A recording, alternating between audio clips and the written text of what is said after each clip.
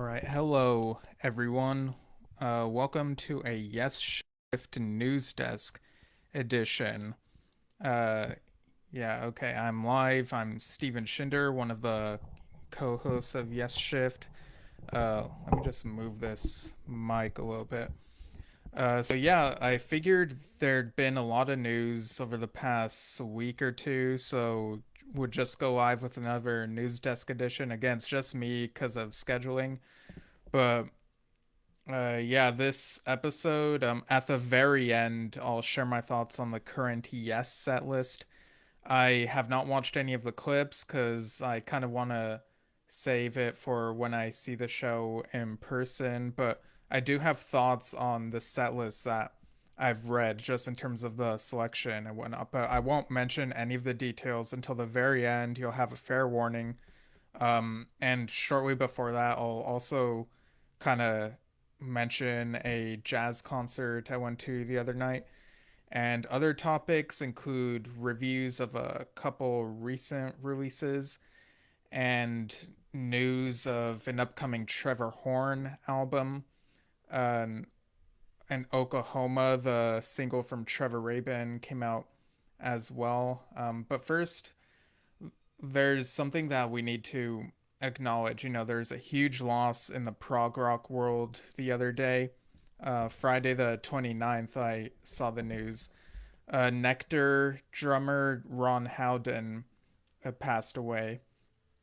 And I first saw this via a post from Billy Sherwood, who posted his own tribute. He says, "Condolences to the Howden family. Ron was a great drummer. We spent a lot of time together in my studio whilst recording a Nektar record. I had the pleasure and honor of playing live with the band, and so experiencing that bass drummer relationship. He will be missed." And yeah, Billy was involved in the album's Spoonful of Time, which is an interesting album of covers.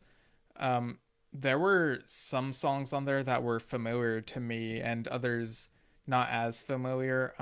For Spirit of Radio in particular, Geddy Lee's voice is so distinct that it took some getting used to hearing the vocals on that. But overall, the drumming and the musicianship and like it was such a great cover album. I gave it a listen, and I also listened to the Time Machine, which Billy was also involved in, and it sounded like, I know it came out 10 years ago at this point, and but it sounds very modern and energetic. It's such a great prog rock album. And before all those, I listened to the first Nektar album, Journey to the Center of the Eye. Now, prior to hearing about Ron's passing, I'd been aware of Nektar, although I wasn't sure that I'd ever listened to them before, like knowingly. But listening to Journey to the Center of the Eye, I was hearing things that sounded very familiar to me. I like the Dream Nebula 1 in particular, and maybe 2 as well. Like there were some moments where I thought to myself, wait, have I heard this somewhere? And there's really great stuff on there, Astronaut's Nightmare.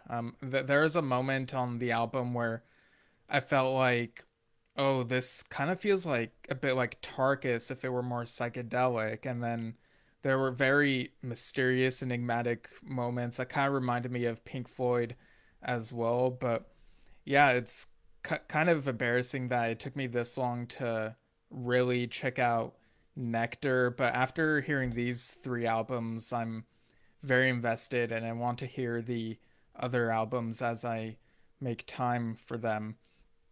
Um, so yeah, that was a huge loss. I also saw a post from Total Mass Retain, the Yes tribute band. Of course, their bassist at the moment. Sorry, I'm just like, yeah. So their bassist at the moment, Randy Dembo.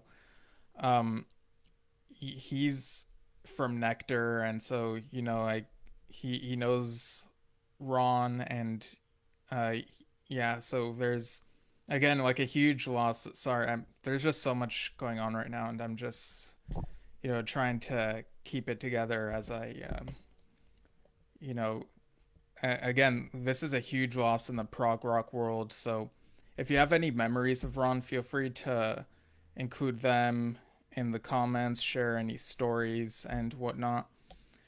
Um, and while we're on the topic of people who are gone, I also saw that Johnny Bruns from Total Macertain made a post just earlier today saying 15 years ago today, I was honored by my favorite group, Yes, to play guitars for a rehearsal in North Hollywood, California. R.I.P. Alan White and Chris Squire, always in our hearts and never forgotten. So he shared a picture, um, alongside Benoit, Chris, and Alan, and a member of April Wine, another act. I'm kind of blanking on the name at the moment, but yeah, like just really makes you think. These people who are now gone, and it's just it's like we gotta like make sure we continue listening to what they put out and also appreciate the people that we still have here. Um, Richard Lanthier, that's who was a bassist for April Wine, so he's also in that photo that Johnny shared. So, yeah, wild to think that that was 15 years ago at the end of the present tour. Wow. Um, but yeah, and sort of also along that vein, Peter Banks has also been long gone. One of the original members of Yes. And I'd just like to remind people of the Claiming Peter Banks documentary.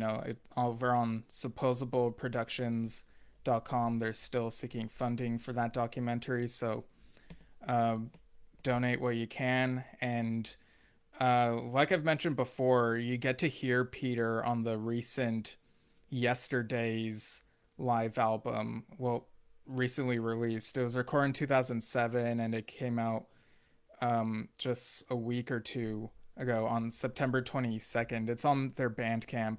And on the final track, 7, you can hear Peter Banks talking at the end of that.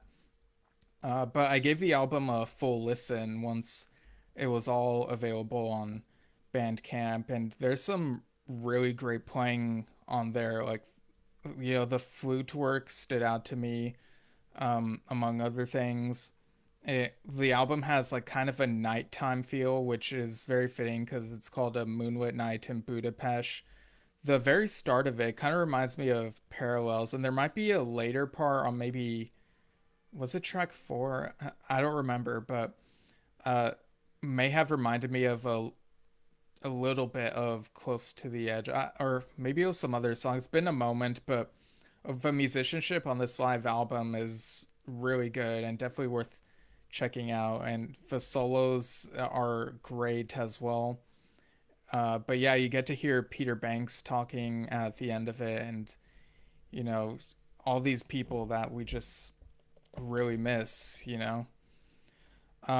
I also saw that Oliver Wakeman shared a video about the John Wetton book, An Extraordinary Life.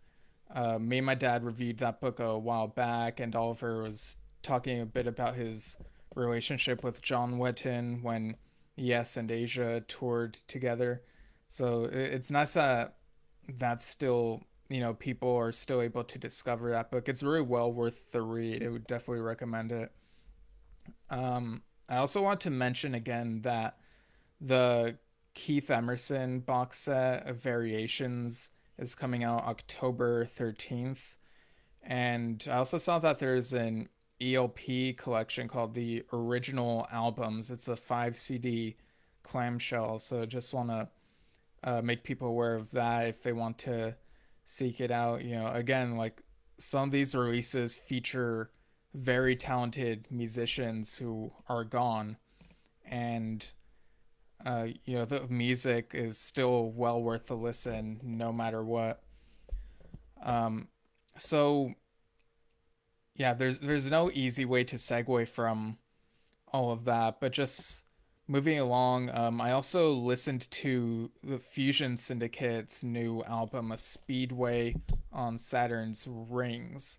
So, this is, like I've said before, fronted by Fernando Perdomo, who's been associated with some members of Yes, even performed with a few of them, and he was involved with the Yes tribute album a few years ago.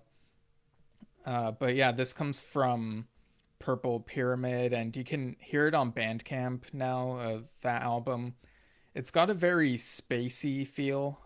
I've talked before about the song "I.O.," which Rick Wakeman guessed on. I remember someone saying that this keyboard sounds on there kind of sound like they belong in the 70s. So, I mean, people's reactions are going to vary, but overall, I thought that the musicianship on this particular album was amazing as well. You know, it's very energetic and it lives up to that title. You know, the Fusion Syndicate's definitely got some very fusion moments, and it also sounds very spacey throughout, you know, fitting with the theme of the album and some of these titles, you know, Planet 15, Escape from the Black Hole, and the guitar work is amazing, especially on Coming Back Home, which is the closing track before the bonus tracks, which themselves feature Rick Wakeman on Random Acts of Science and Billy Sherwood on that one, and the other three that come after. Each of those bonus tracks are around 7.5 minutes, funny enough. Um, but yeah, you get like a great um, mix of stuff on that album. It's really good and really out of this world, to pardon the pun. And yeah, you can listen to it on Bandcamp. I think that also came out on September 22nd. So check it out. Very great playing on there. I definitely recommend it. Let's see, what else have we got on here? So yeah, I want to see like what else has been posted on YouTube recently. So if you will all give me a moment, I'll just double check. Because I know there were like a few things at least, but gotta make sure I don't like retread too much ground from last time I did this. Uh, yeah, because last time I mentioned that Rick Wakeman put up this video about the prog years, you know, the collection of his works from 73 to 77. He did this unboxing, and I saw that some people noticed that Criminal Record was missing. And it's been a hot minute since I last listened to Rick Wakeman's Criminal Record, so I can't really put the music to my head at the moment, but it is, I suppose it is kind of curious. But yeah, also on his YouTube channel, there's a video about the Saving Strays fundraising concert. Um, so yeah, taking so people can check that out. Um, Actually, let me check the date for this, like when this concert is. Let's see. Tickets. Let's see what it says here. Okay, yeah, I think I did talk about this. Yeah. Yeah, let me just double check. Yeah, okay, this is like around Christmas time. So, yeah, the link to the tickets is in that YouTube video. You know, go to Rick Wakeman's YouTube channel. Um, let's see, has John Anderson posted anything else since the last time I talked about his channel? Um, let's see, John Anderson official. Okay, I don't see anything newer at the moment, but again, I really appreciate that these YouTube channels like still have some stuff curated onto them. All right, let's check Mr. Bruford. Oh, I see a couple days ago, the channel added the video One Time live at the Warfield Theater 1995.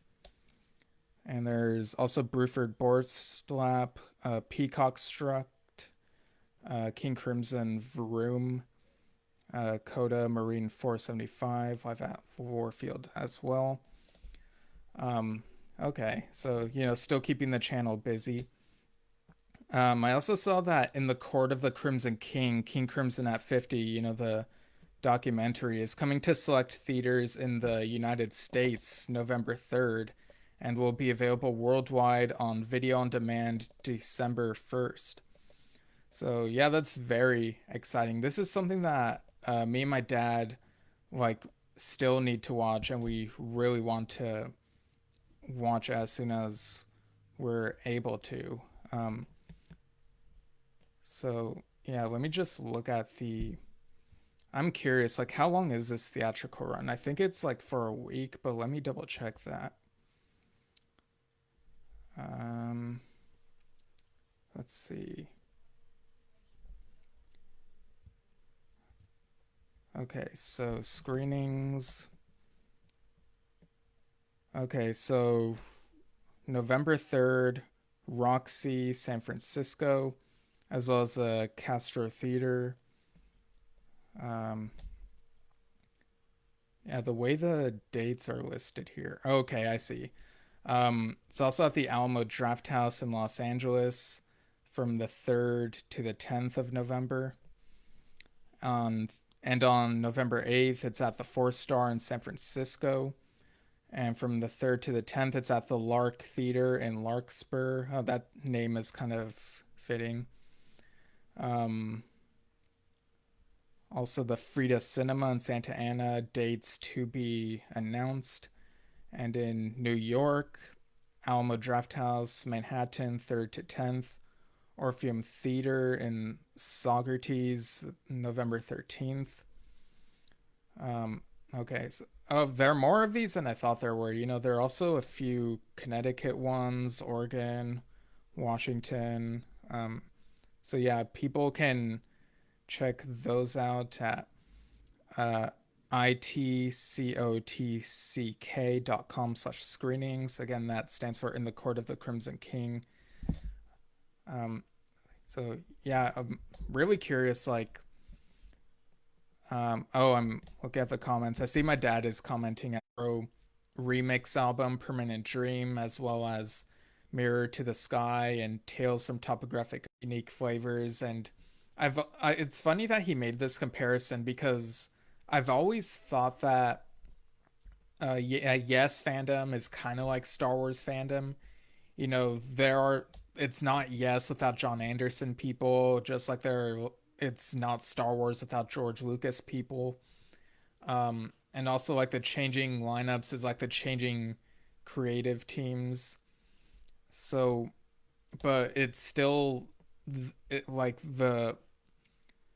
it's still the band, it's still the franchise. It's the ingredients are still there. It's just like it's a rotating roster type thing. So I thought it was fascinating that he included that comparison, which is something that I've always kind of thought basically. Um, at least once I started engaging with Yes fandom on the internet after having engaged with Star Wars fandom on the internet. Um, so also Prog Stock is coming up in just a few days, I believe. I think it's from the 7th through the 9th of October. Let me just check. Okay, 6th through 8th. I was close. But yeah, again, Patrick Moraz is going to be there. And there's actually going to be an exhibit about his career. So I'm very curious. Like, if any of you go there, like, let me know, like, what it's like. Um, like, I'm sure we'll hear a word about, Moraz and his involvement there after the fact. So it will be really cool. If I remember correctly, Dave Kersner is also going to be there. I saw some posts about him doing a double bill with Genetics, which is a Genesis tribute band. Um, and Steve Hackett gave his like basically a big rec for Genetics, so that's really cool. And I know for sure they're at least playing at the Keswick Theater. Um, and I remember Kersner saying he'd also play a bit of the Sound of Contact, which is an amazing album. Can't believe it's like 10 years old this year. So yeah, there's a lot going on in the prog rock world. Um, there's also the announcement that Trevor Horn is putting out a new album. So, if I'm not mistaken, this sounds kind of in the vein of Trevor Horn reimagines the 80s, where he kind of reinterprets some of the stuff he was involved with. Now, I have not listened to that album yet, but this album echoes ancient and modern. Sounds like it's kind of in that vein. It comes out December 1st. So let me just read the description for this. The man who invented the 80s, legendary producer Trevor Horn presents Echoes, Ancient and Modern, a new album which sees him collaborate with some of his favorite singers to create newly minted versions of songs he loves. The album features 11 tracks, performed by Tori Amos, Seal, Iggy Pop, Mark Almond, Rick Astley, Andrea Corr, Steve Hogarth from Marillion, Lady Blackbird, Jack Lukeman, Toya Wilcox, and Robert Fripp and Trevor himself. The songs are iconic hits from the likes of Depeche Mode, Personal Jesus, Pat Benatar, Love is a Battlefield, The Cars, Drive, Billy Idol, White Wedding, including a few signature. Building a feeling into a song is a tricky, intangible thing to do. There are lots of technical and psychological shortcuts to recording a song, but none to actually make it feel real. That remains a studio secret.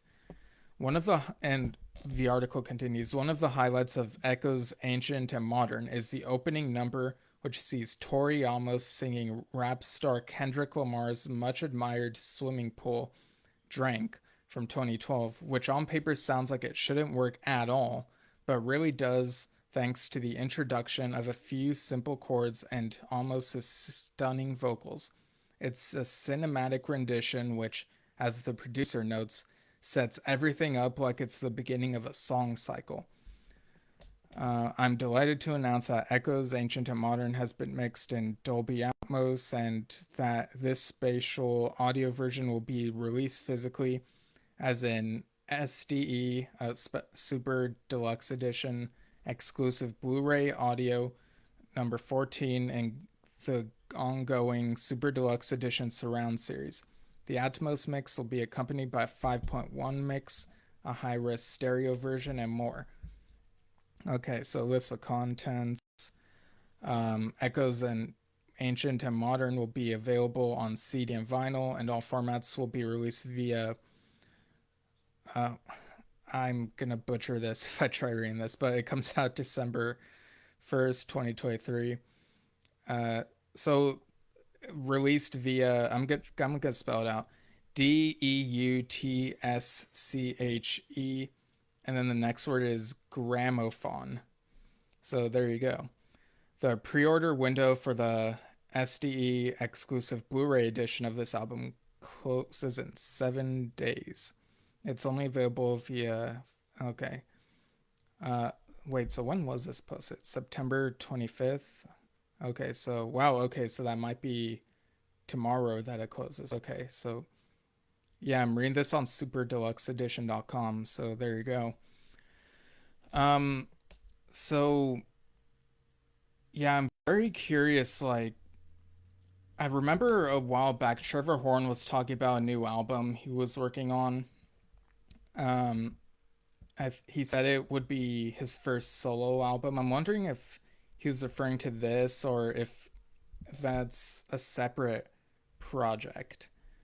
Um, yeah, I don't know, but yeah, it's he's been over on his Facebook page and his YouTube channel as well. He's been posting a couple of excerpts. Um, I think of "Slave to the Rhythm" at least. I'm just double checking like what it was. Okay, yeah. Um, oh, there's a video of Trevor performing Video Kill the Radio Star for an Italian TV program. When was this? Sorry, I'm just like going down a rabbit hole now. Um, yeah, this got me curious. But, but, okay. All right. Yeah, sorry about that. But yeah, they've been advertising this quite a bit. So I'm very curious about the final result. I believe it's Rick Astley on Owner of a Lonely Heart, if I'm not mistaken. Like, that's sort of the thing that I've been hearing, in which case that would be really interesting. Like, what's that going to be like? Um, but yeah, I'm really glad that Trevor Horn is still keeping busy. Like I said, like I've said, it was cool seeing him perform live over the summer. So we'll just have to see how that album turns out. Now, on to Trevor Rabin. So, Trevor Rabin has been doing some interviews, including with us, like not too long ago. But he's been saying some interesting things in all these interviews. I think one of them was with Inner Views, and I think it was in that one where he shed a little insight on like what was sort of going on with ARW. Like from the sounds of it, it sounded like they didn't have long-term plans. Like, we've heard before that John Anderson was writing with Trevor since like 2006 or 2008 maybe, and then Rick got put in the mix a couple years after that. So it sounded like there was songwriting going on, but when it came to the tour, like what I got from this interview was the tour was what they were mainly focused on. And then management basically told them, well, you've also got to put out a song. And so Trevor got his song Fragile, which he did for a TV show. I think it was called Agent. Was it Agent 22? Was that what it was called? Um, Agent 20. Wait, maybe it was Agent 23. Okay. But yeah, something along those lines. So he got that track, and John and Rick added some stuff. John sang on top of it, and Trevor sang on top of it as well. And you could definitely hear Rick doing like his thing like toward the end. It sounds very signature Rick, but it does kind of, as much as I really enjoyed hearing that song when it came out, it was played on a radio show once and then never again, but people can hear it on places on YouTube. Like, I quite enjoyed the song, but there was no doubt that it was essentially, Rabin got one of his old tracks and then John and Rick added stuff onto it, and it sounded really good to me anyway. But from the sounds of it, it sounded like there was pressure and it was kind of rushed out. In this interview, Rabin also mentioned that the possibility of ARW being on Inside Out Music came out, and he was asked to produce the album, but he didn't want to produce it because you get an idea of what it's like for production of a Yes album. Like, Rabin kind of goes into how it feels toward the end of each album, and ultimately it, it sound it sounded like everyone eventually went their own paths once ARW ended. A couple years ago we heard that Rick didn't want to record remotely, so I guess scheduling and geography was an issue. And then, John Anderson, I think he said in a different interview a while back that people were kind of going through difficult times. And of course, he did his 1000 Hands tour after ARW, and Rick went on to do his own stuff, and everyone just got busy with other things. So, but from this interview, it sounds like the politics within the band, and like maybe there's some stuff that wasn't quite gelling in terms of the vibe. Um, but ARW on Inside Out Records, or music rather, like that raises questions. Like, if that had happened, would Yes themselves have still been like ended up on Inside Out music? Their past couple albums, The Quest and Mirror to the Sky, were released on Inside Out music. So it's like, could both bands have potentially been under that label, or would one band being under it mean the other one wouldn't? Like, it really raises questions. Like, where would Yes have ended up label wise? But yeah, ultimately, in the interview, Trevor talks about how he wants to do. Rio he's doing what he loves. Like, and I've made my peace with ARW not putting out any new music despite all that talk and all that work and touring. Like, I've made my peace with it. And especially now, I think about how, these guys, they're all high up there in age. And, I'm almost 29. So it's like, what do I know? But I would think that being like much older, one would want to work under the conditions where there is as little friction as possible.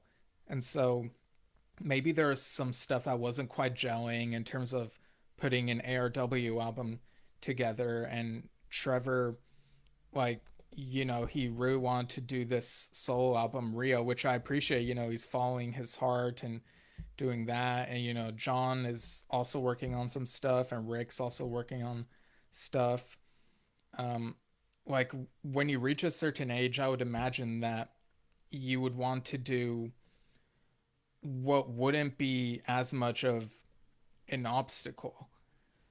We would love to hear music from these three guys, and we would love to hear Steve Howe and John Anderson working together again, but evidently the relationship is not the same anymore, so there would be friction. And so when Steve Howe said not too long ago that he wants to do what makes him happy, like, I get it. Like, you want to work under conditions where there's as little tension between people as possible. And I understand, like, that's why he's working with the current Yes lineup. They all get along very well.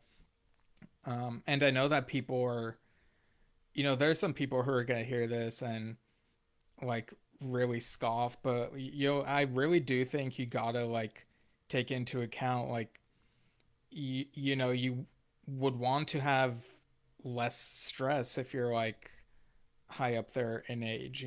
But anyway, that's my 2 cents on that matter.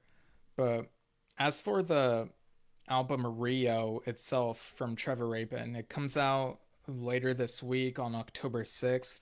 So very exciting. The third single came out just a couple of days ago. So this is Oklahoma.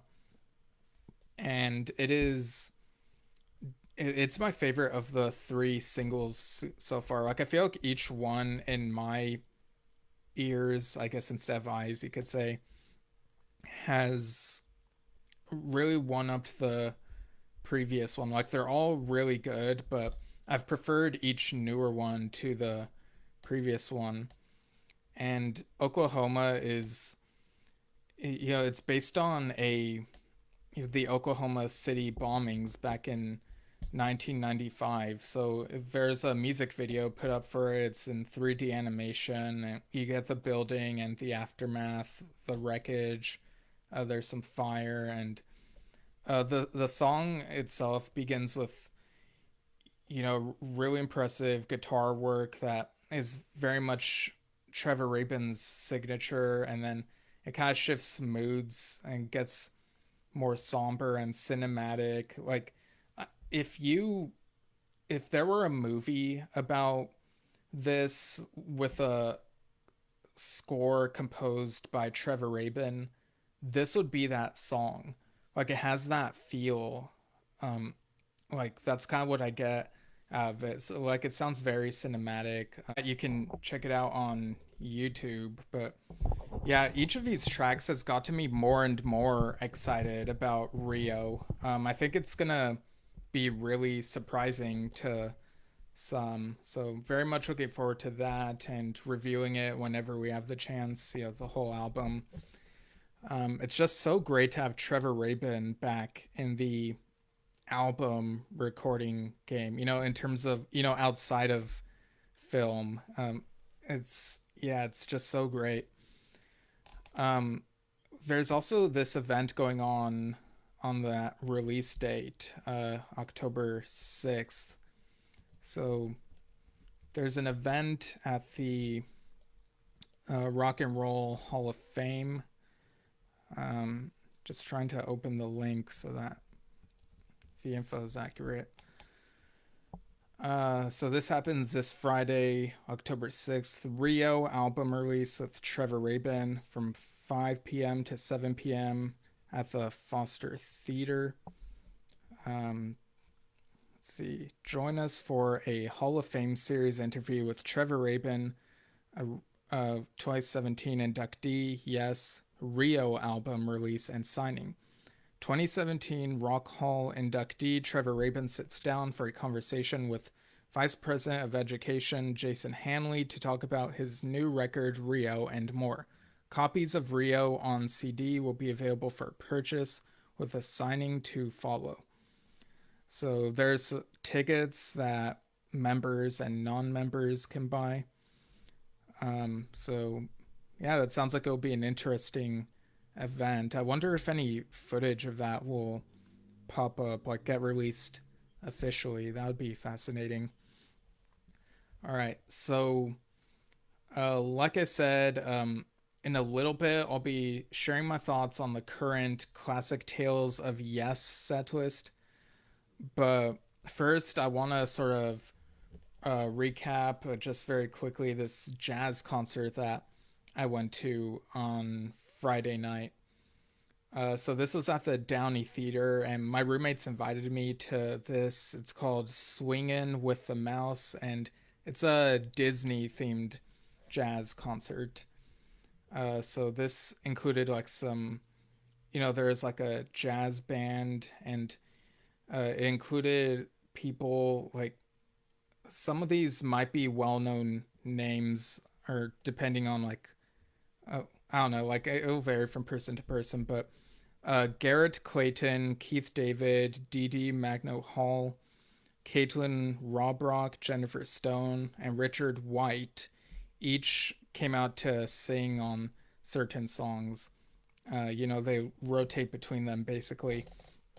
The one that I recognized was Keith David, an actor who I know best for his role as Elroy Patashnik on the sixth season of Community.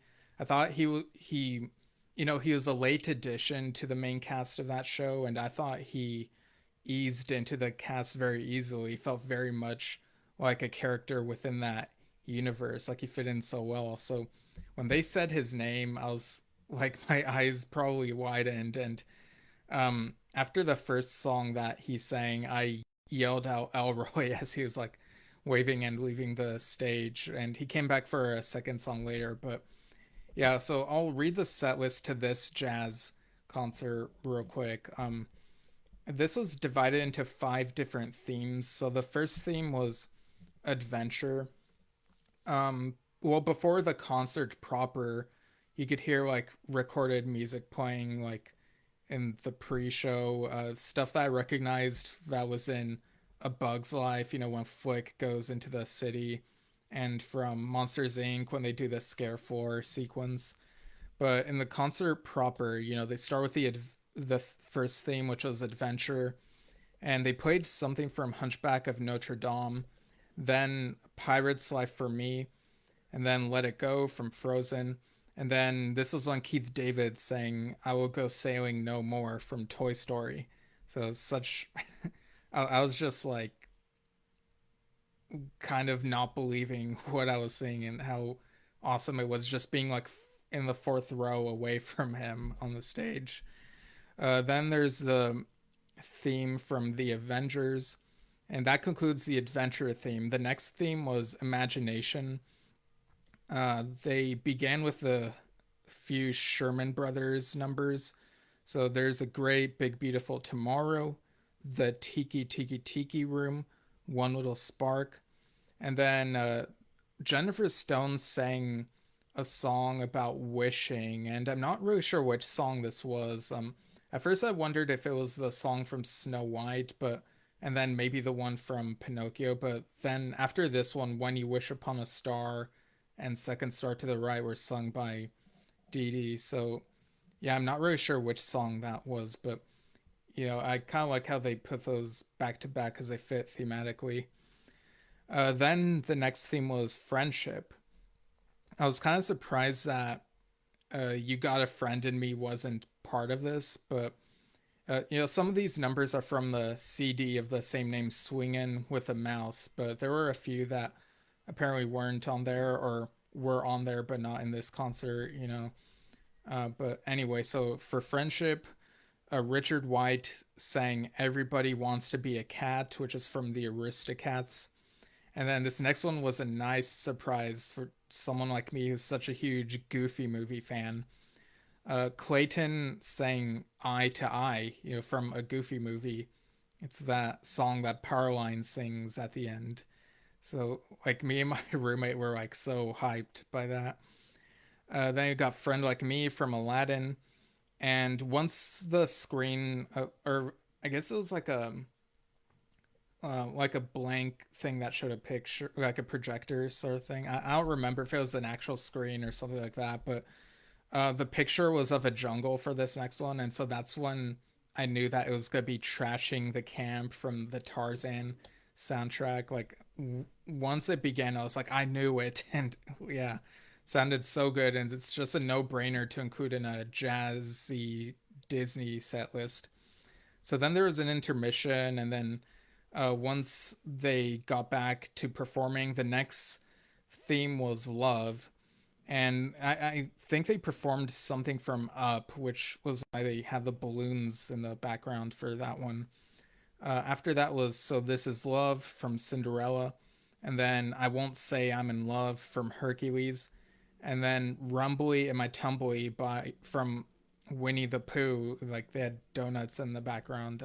I was really surprised that there was nothing from The Lion King in this. Like you would think that Can You Feel the Love Tonight, whether it be the movie version or the Elton John version, would have been part of this, but no, it wasn't. Um, or like Cruella de Vil, apparently that song was on the CD, but not on, like they didn't perform it here, even though like me and my roommate agreed that that would have been a very fitting one. Especially for this next one, the villains theme, the final theme of that concert, which included We Don't Talk About Bruno, so, incorporating something from Encanto, Mother Knows Best from Tangled, the Mob song from Beauty and the Beast, Unfortunate Soul from The Little Mermaid, and again, closing with Keith David, who was actually part of the song in the movie The Princess and the Frog, Blame My Friends on the Other Side. So yeah, again, I'm like such a Keith David fan that it was nice that I got to see the concert close with him. Like, yeah, but yeah, I wasn't sure what to expect because when I was invited to, like, I knew that my roommates were gonna go to this Disney themed concert, but then when I got invited and was told it was a jazz concert, I kind of forgot it was Disney. And then when we got there, I was like, oh, right, it's Disney. And then I kind of like my expectations kind of shifted because I've been to jazz concerts during college, jazz recitals. And so I was expecting something a bit more unexpected. But once I knew it was Disney themed, I was like, oh, okay, there's going to be some familiar stuff here. But I thought they did a great job making jazzy renditions of some of the classic Disney songs. All right, so now comes the moment where I suppose some of you will want to tune out because I'm going to talk about the set list for the Classic Tales of Yes tour. Um, so if you want to avoid spoilers, just log off or click out of this now and come back later after you've seen the shows, I guess. But yeah, just giving you a fair warning. Hopefully, anyone who doesn't want spoilers has left. Um, Something that I guess some people are unaware of or maybe forget is that Roger Dean is doing a presentation at the beginning of these shows. And I've heard different things, but yeah, I'm really curious like what the presentation's like in person. But I should also say Roger Dean's page has been posting like some nice artworks here and there as usual. But yeah, so he's been appearing at the beginning of the show for a bit instead of so like they have him instead of an opening band, which is a very interesting idea. But after his presentation, so this is what the set list was for the first night on September 19th in Mickey's Black Box in Lillet's, Pennsylvania. So the opening music and Young Person's Guide to Orchestra. So, you know, that and Firebird Suite are sort of the default ones. They'll do one or the other. And then the Yes songs proper, you begin with Going for the One. So, you know, a rocking tune. It's no surprise that they would open with something like that. And then this next one, my dad was surprised to hear about this, and that was as well because they hadn't played this since the tour for this album, and that is It Will Be a Good Day. You know, apart from Nine Voices, there hasn't been anything else performed from the latter. So, this song, and it's possibly my favorite song on the latter. So, I think that's a really nice deep cut to dig out there. And, you know, it's a bit of a slower song, so it's uh, understandable that they would put that right after Going for the One and before going into this next one, which is heavier, you know, Machine Messiah from Drama. And again, that's probably my favorite song from Drama. Then you've got my dad's favorite song, I've Seen All Good People. If you listen to this show for a while, like you'll understand the inside joke there. But I've heard that they did this a bit differently. But again, I haven't seen the clip, so I'm waiting until I see the show myself. Then you got an instrumental version of America, you know, their cover of America, but they take out the parts that Paul Simon would sing on the original, apparently. Like, it's just the instrumental parts at the beginning and end of this song. So I'm really curious, like, what that's all about. Like, are they only showcasing the parts that were original to Yes as opposed to, like, the stuff that came from Paul Simon? Like, I'm wondering, like, what the behind the scenes reason is for that. Then you got Time and a Word. So, you know, something from the Peter Banks era. Although I would have picked a different song from that era to perform because, you know, I do enjoy Time and a Word, but it seems like too easy of a pick. Is something like Looking Around or um, what's that other song that, you know, The Prophet, or even you know, the Yes cover of I See You, like those would be bigger swings. So, but you know, it is what it is. Then you got South Side of the Sky, which is funny to think how it used to be considered deep cut, but now over the past 20 years, like it's not so much a deep cut. Um, I kind of wonder if that and perhaps Going for the One and obviously I've Seen All Good People could have been swapped out for other things. But then you have Turn of the Century, which, as I understand, they played again as a tribute to Alan. Then Don't Kill the Whale. Hey, some Tormato representation. Um, but as you probably know from our discussion yesterday when we had Kevin Mulrine, author of the Tormato story, on our show, Future Times Rejoice is my favorite from Tormato, and I really wish that they would dig that up. Then Rhythm of Love was played. So a little bit of a surprise that that was dug up from Yes West. And again, like there's some other Yes West songs that I would prefer to be played, but like it's a really big ask. But in any case, this got dropped from the set list after that first show, and then in that first show after Rhythm of Love, they played All Connected from Mirror to the Sky, and then Cut from the Stars also from Mirror to the Sky. And unfortunately, they dropped All Connected after that first show, but from what I understand, are still playing Cut from the Stars. Then they played a medley of like bits of Tales from Topographic Oceans. So I've not listened to this because again, I want to wait to experience it like firsthand. But I think there's been like some mixed views of this, perhaps.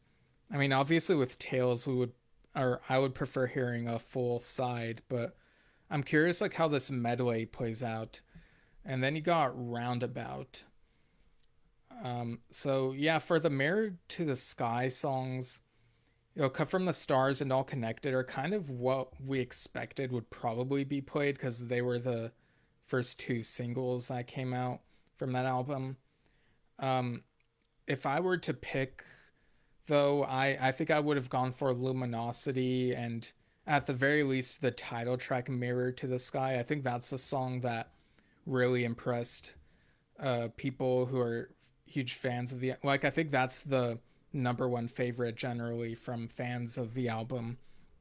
So I do appreciate that they dug up stuff from Mirror to the Sky regardless, but I wish that they hadn't dropped All Connected. Like it's a good song, and I don't know if maybe they felt like it wasn't refined enough, or if like I don't know. Like I wish this is the classic Tales of Yes tour, but I really wish that it was the Mirror to the Sky tour.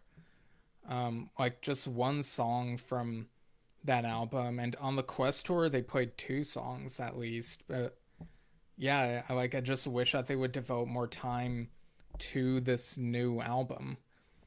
Um, like I would have like just look at the set list. Like I know All Good People and Roundabout are considered staples, and some of the people who go to Yes concerts aren't the diehards like us. But if it were me to sign this, I would have dropped Roundabout, and I've seen All Good People definitely those two. And that at least gives you more room for like two songs maybe like from the new album. Um, so yeah, like I do like the diversity in the eras of the set list, but some of the stuff here is stuff we've definitely heard in the last several years. I do appreciate that they like since they did so much Close to the Edge last year, there's no Close to the Edge material on this. Apparently, they added Starship Trooper on the second show, the one in Bethlehem, Pennsylvania. So, yeah, it kind of seems like they dropped Rhythm of Love and All Connected so that they could fit Starship Trooper into the show. But, like, as much as I love Starship Trooper, I think the new material, you All Connected, like if I had to choose between Rhythm of Love and All Connected, like you gotta play the new song, like remind people that there's a new album out and represent it. And they know that this album has been well received by people. So like again, like the set list at least fits the name of the tour. I just wish that the tour was the Mirror to the Sky tour, if that makes sense. But hey, these guys, they're still playing, and I guess I gotta remind myself that they gotta play within their comfort zone. They, I know we speak through the fan perspective. It's like, oh, we want this, we want that, but there's gotta be a compromise between the two. And sometimes you win some, sometimes you lose some. Um, but yeah, I understand that there might be limitations on, from some people's parts. But when I hear about people like Peter Gabriel showcasing more new material in the set, I can't help but feel envious as a fan. It's like, why can't we Yes fans get that? But anyway, so yeah, mixed feelings on that. But I'm still like looking forward to seeing Yes and seeing um Roger Dean as well. Like if yeah, you know, I've already got my ticket for the Los Angeles show at the end of the month. And I'm also planning on seeing Peter Gabriel in a little less than a couple weeks and Steve Hackett in November. So those three as basically my fall season or autumn season concerts. Like that's a nice lineup there.